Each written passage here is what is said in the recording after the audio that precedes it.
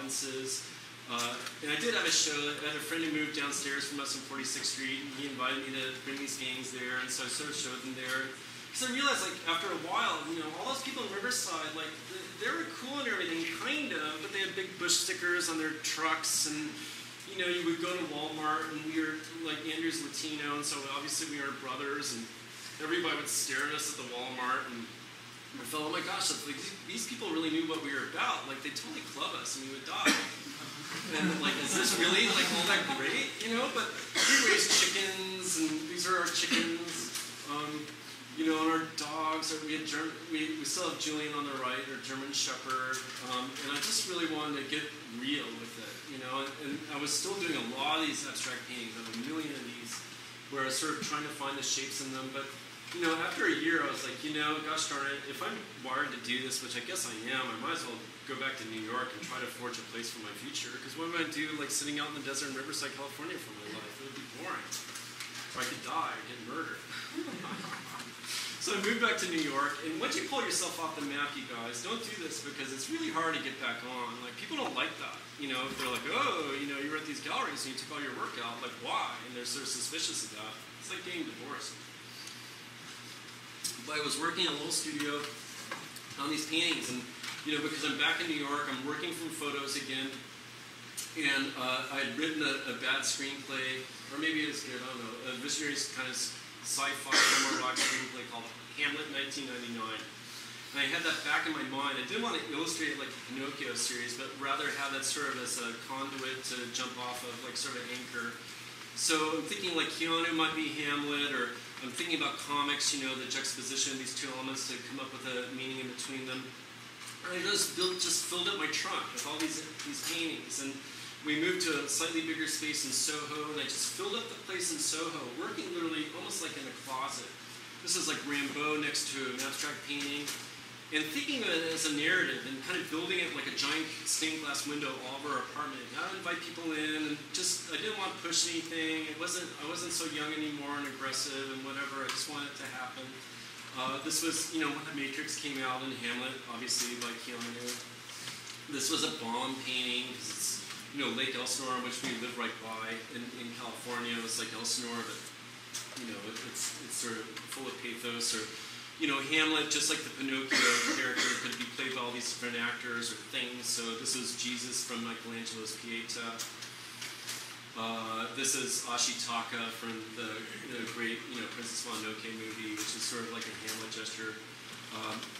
This is like from this weird little horror movie about these twins, but I felt like it was like an alien ghost telling like Hamlet what, as a young boy, what to do. This is a quote from the Rembrandt painting at the Met of like you know, the woman holding a poppy in the Jewish bride. Anyway, I filled up my trunk enough that I had this little project room space in Derek Eller, and it did okay, and so he eventually let me have the space. And basically I transferred my apartment, or what had been built into this gallery, and it was in some ways like a comeback show. You know, I hadn't shown in a while, and I was really thinking, you know, it's dangerous to do this when there's very little market for your work, to flood the market with 105 paintings. And, you know, you're supposed to have them all in a row, you know, like little, like horses in a trough or something, or little lines in the rough. But I just, like, filled the place, which was really tiny on 25th Street, with paintings, thinking like it worked like a stained glass window or a comic, you know, and you would like sort of find your way from the left-hand side and work through it. But I had it really figured out, like exactly the spatial relationships. Again, I teach comics, I knew exactly how all these things related. And then in the back were a bunch of drawings too. So it was like a ton of work, and it was really cathartic and fun to just get it out there. What's the painting that's a sculpture in person? Oh, those things in the middle? Yeah. Those were like plexiglass paintings I did.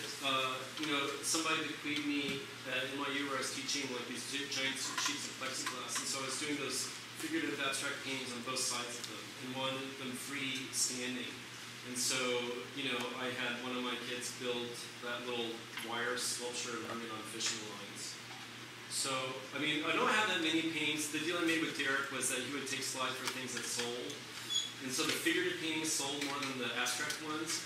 And so I don't have that many close-ups of the abstract ones, unfortunately. But so this was Superman. I really began the series really, honestly, the first image I did was when Bush was inaugurated in office after they stole the election. And so this was, Spider-Man as Hamlet. But, I'm thinking de Kooning too, and really wanting to use it as a map or a paradigm to bliss out in other spaces and have my unconscious, hopefully, manifest itself in the image. Like for me, it's less about Spider-Man than like the weird, like amalgamations created by the Doc Ock kind of things on the side. This was Buddy Robot Gorilla, and still thinking about. I think if postmodernism could be, epiphanized into a little cliche, I always think it's about agency being reified into capital, or our individuality or our souls being folded like flour in a pizza dough into the giant capitalist machine. And so I guess, things like this are about that. But also, I love science fiction and flying saucers and maybe these kind of bliss out into other dreamlike worlds, given the very complicated frame that I wasn't gridding, to map upon my ideas, and maybe in the architecture of the negative space, weird things happen. This was a pink rainbow I did when I was finally able to get Andrew back here, when I found a space big enough for us. And we painted together this painting I didn't want to sell, but I ended up selling it. This is Keanu as Hamlet again, who was next to, River Phoenix, True Love. And, Hamlet as Spider-Man trying to save somebody. This was after 9/11 I did these paintings, and so he's like, oh my gosh, I want to save this person. This was hung underneath it. This was Jimmy Stewart from Vertigo, so he's like hanging from the building, about to fall. And then this was below it, from the remake of King Kong at the bottom of the World Trade Center. It was still really fresh in everybody's mind. There was no way. Even though we lived in Soho, I saw it happen. I didn't want, and I had nightmares about it. I could really, literally do it because I just didn't want to go there. I was too scared to do it. This was John Lennon as, Hamlet's ghost, Revenge Me. This was in the sort of Project Room space original show. This was Lincoln Remembers. And I was, pining away for Andrew, who was still in Riverside. I was trying to get a place for him, but thinking like, oh, Lincoln was a good Republican. Back when it was about something. In America, it was like really this utopic space where anything can happen. Young Hamlet, played by Harry Potter, looking through his people through the, like reflecting the image of his glasses. This was Claudius as the Phantom of the Opera, strolling down the stairs, freaking everybody out. Definitely analogous to Bush. Wanting to leave Lake Elsinore, Hamlet running away, played by Harry Potter.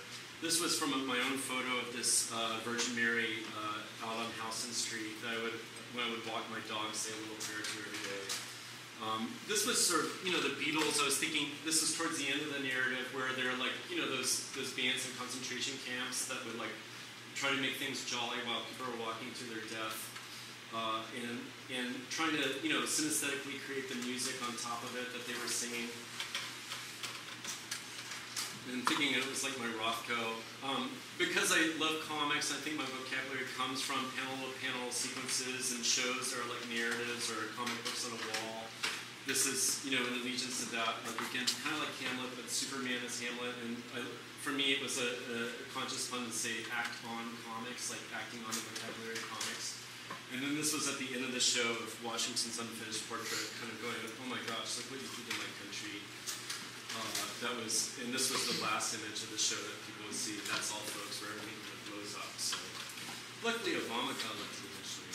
But at the time, I felt like that was the state of our world. And obviously, there are a lot more images in this. This was in the drawings part of the show. This was Keanu.